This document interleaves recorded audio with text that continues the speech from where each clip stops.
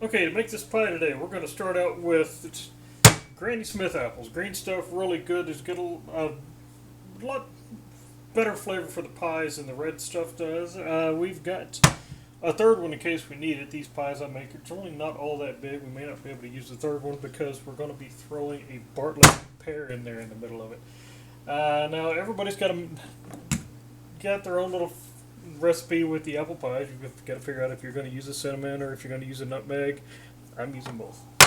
So then, to add a little bit of sweet to kind of balance out the tart. I don't like a real sugary pie, so I use the brown sugar.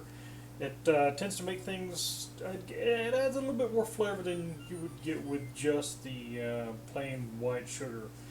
Of course, it's not health food, so we've got to add in the about almost 2 teaspoons of butter.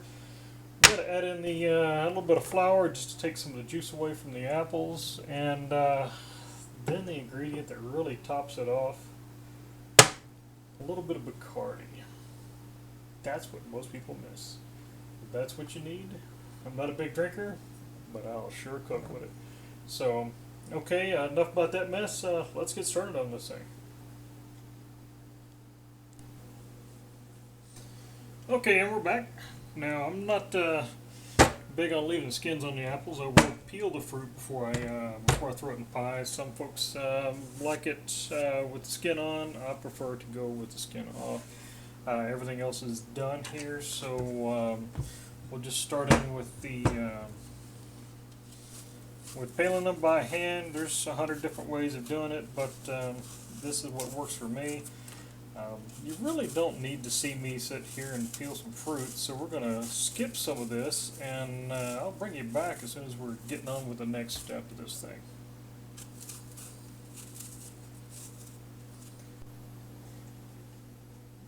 Okay, they're naked now. Don't look too much; they might get kind of bashful.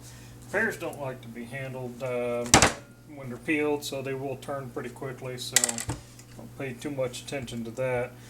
Apple cores work on pears to a large extent. Not perfect by any means. They work out pretty well. Not going to complain about that. We'll just go ahead and get the rest of these guys kind of cleaned up and chopped up. And we'll pick up all that stuff that just hit the floor. So let me finish cutting these guys up and we'll get you back in here.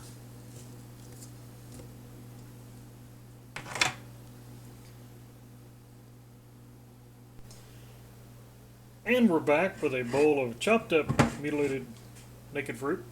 And it's time to start putting all the goodies together. First thing up, cinnamon. Gotta have cinnamon. I'll put about half a teaspoon in here, half a generous teaspoon. I'm not real scientific when it comes into the kitchen. Play around, you don't have to be absolutely perfect. It takes all the fun out of it. And then a lot of folks will go with either cinnamon or nutmeg. I like to use both. The nutmeg's a little strong, so I'll back that off and I'll only use about half the nutmeg as I would cinnamon. So that gives me a little quarter teaspoon here, there about. We got a little there. That'll get us going. Then on the butter, that ain't gonna mix too well. Let's nuke it.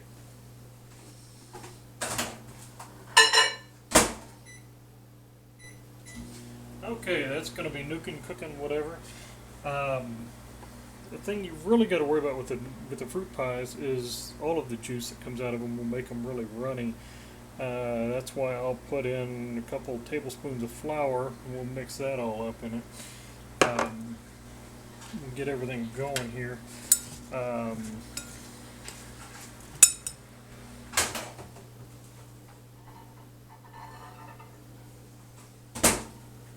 Our butter is well melted.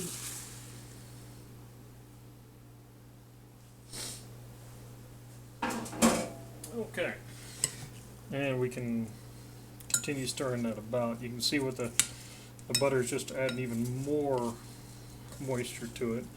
The stuff will come out pretty good. Mix it all up. A lot of people like to use the big chunks of apples. for something like this, I've got to chop them up small. I've got to make little bits.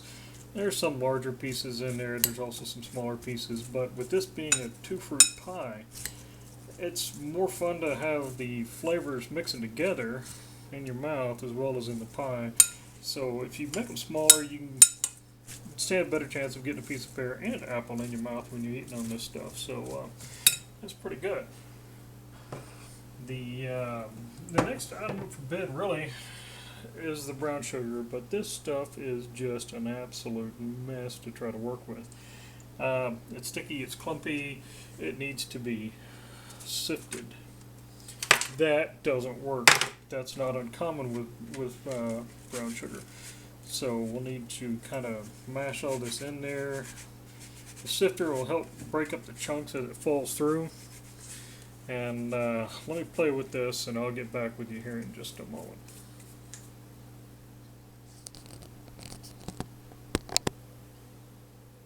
Okay, and we've got the brown sugar sifted in. Start to kind of mix that in just a little bit. That stuff is so sticky, it's gonna coat everything in there. The molasses that's in the brown sugar will tend to give you some little lumps of molasses if you use the really dark stuff like I like. But it's not bad. It's not nearly as sweet as the as regular white sugar, and it tends to add a much nicer flavor. Sugar doesn't give you a whole lot. It gives you some sweet. The brown sugar, that really does the trick. Makes it more of a home style, down south type cooking. I like it a lot better. So we're doing pretty good. There's a spoon in the bowl. The one thing that we have neglected, we're going to catch most of your interest in this thing, is the Bacardi. A little bit of white rum really goes well with just about any kind of fruit pie. We'll put one of these in there. We'll put one of those in there, and if it's spilled, oh, well, that's just a crime shame. So, mix it all up real well. Get everything going. Make sure everything's good and coated. This makes just a pretty strong aroma when you're cooking it. You can really smell that Bacardi. Everybody's going to wonder what's going on with you. But this stuff works out really well. And if anybody questions you, just grab a toothpick, stab a piece of apple, stab a piece of pear, hand it to them. Questions will be gone. This is good stuff. So I've got it all put together here.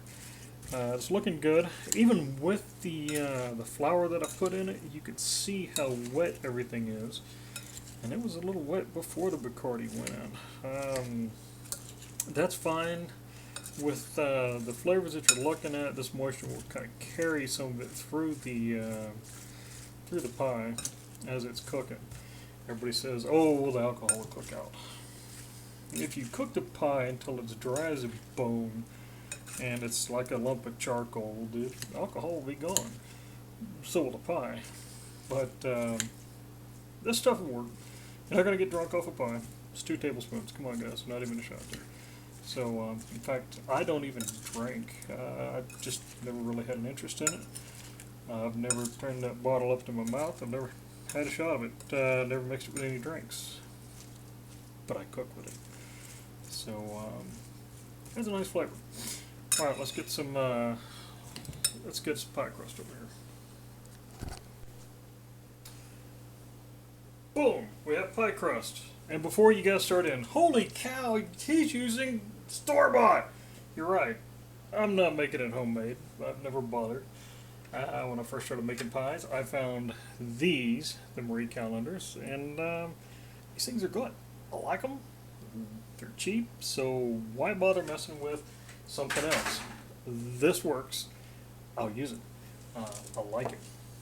The big thing is getting all your goodies in there and not dumping them out everywhere. You can see how wet this stuff is going into the pie. If you can make out the differences between your apples and your pears, make sure you get them all good mixed around.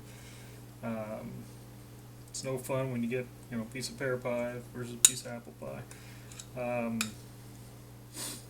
Now, it does take a little bit of work to try to get this stuff in there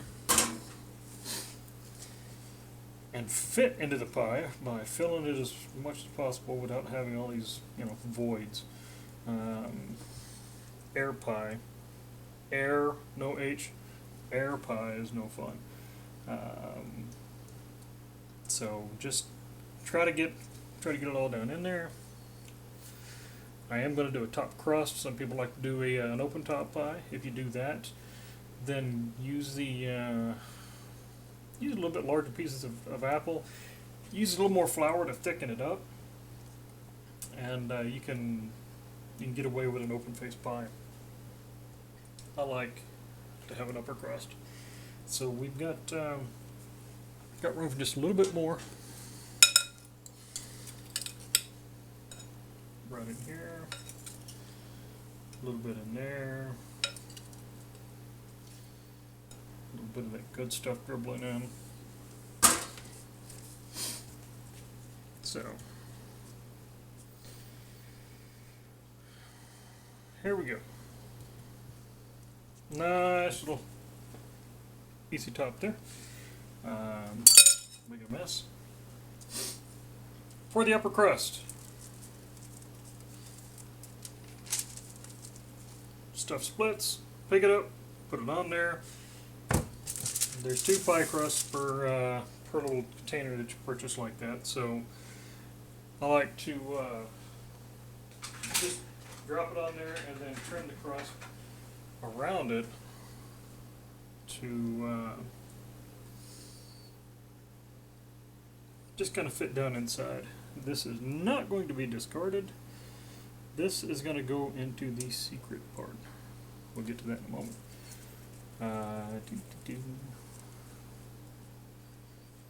Just chase it around.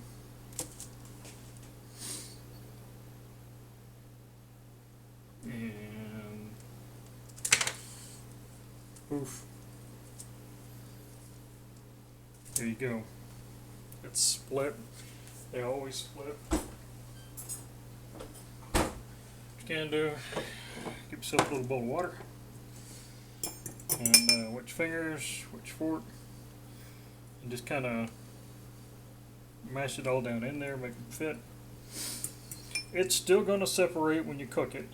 You're still going to have some, crust pulling away from the covering pulling away from the crust. That's it's just the nature of this kind of stuff. If I were to put an upper crust on there and fold it over and make it the outer rim of the pie, then it wouldn't be as prone to separate. But that's what it is. These pies will tend to split in the middle, so it's a good idea. It'll puff up if you don't put a cut in the middle. It'll all bubble out around the sides, which it probably will anyway. But you do need to have some opening in here. I just kind of padded that up just because it was huge, and because we're looking with the Machines YouTube group. I'll just go ahead and make myself a little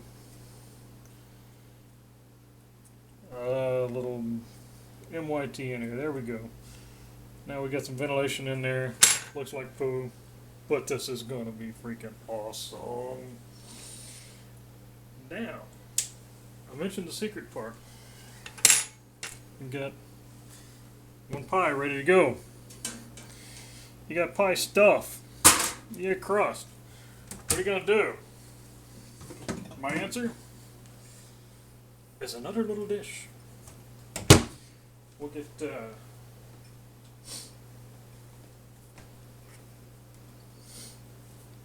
some flour on this and be right back. Okay, here we go on the greedy side of things. I did go and grab another bowl, put a little flour in here, and just kind of pop it around some, just to get the sides coated with it so the crust won't stick, because we're going to use the rest of this and make a little cheater's pie for me. Um, I'm not going to be cutting into the big pie on camera because, well, this is Thanksgiving. That's for Mama. She wanted pies. I made her a pie. What I'll do is take the rest of this stuff, mash it out flat, and stick it in there. And I'm going to make myself a little pocket-sized pie, a little one-owner pie here, that I don't have to share with anybody. I live alone. By golly, this is my pie. Doesn't really make a whole lot of sense for me to sit down and whip up pies if it's just me, because I don't need to be eating the whole big thing. So we'll just make one of these, and we'll use the rest of the pie filling and see how far it'll go. Might have enough to make two of these little guys.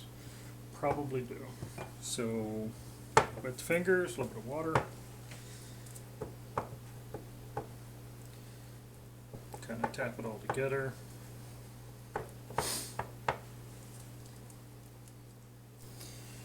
And you guys get to see my cheater pie. Now, the bowl of goodness comes back out again. I did go ahead and put that third apple into it, and that's why I've got so much extra here. But you see, I'm making sure I get plenty of this nectar of the gods down inside of my pie. Mom's already got some in her pie. That's for the rest of the family. This one is mine. So I'm going to be a little greedy. There we go. But looks like I probably have enough of that to make another one. So don't have enough crust to make a full other crust. So, well, we didn't put any flour on this one that's going to stick. That's fine. Not too worried about it. These are mine. I'll eat them. Seeing how much extra dough I had in there, how much extra crust. These are going to look trashy, but who cares? How's it look? As long as it tastes good.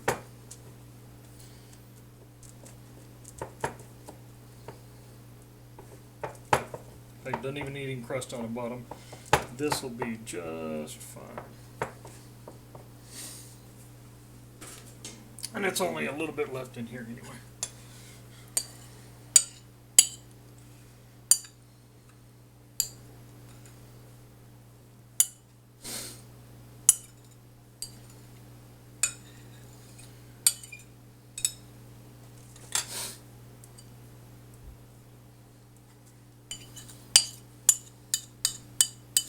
That is the good part right there.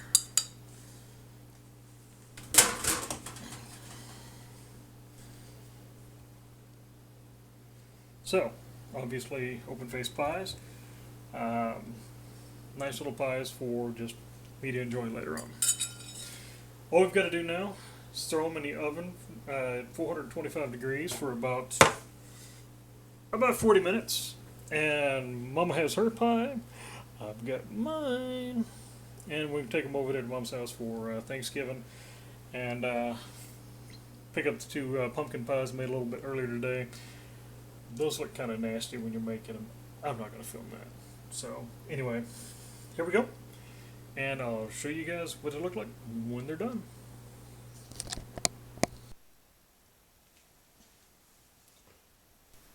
And there you go, guys. Just enough time to sit down and watch a little Tom Lipton, watch a little AVE, and boom! The world's greatest apple pie is done.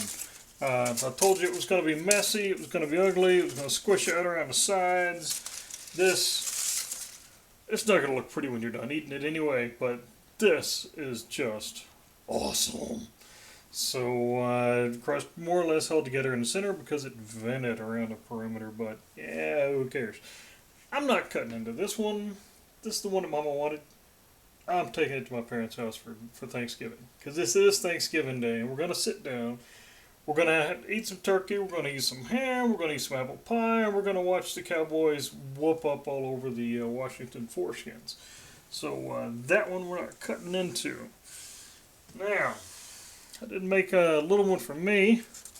I made a couple little ones for me, and these little guys are fresh out of the cooker. This thing is still steaming hot. That is a yummy little pie. It's hot on a sinister level right now because it just came out of the oven at 425, but we'll let this little guy cool off for a bit and we'll give it a shot. Thanks.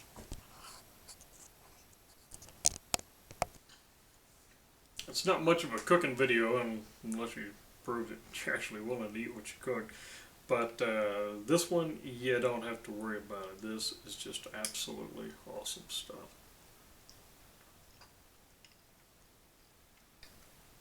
You gotta try it.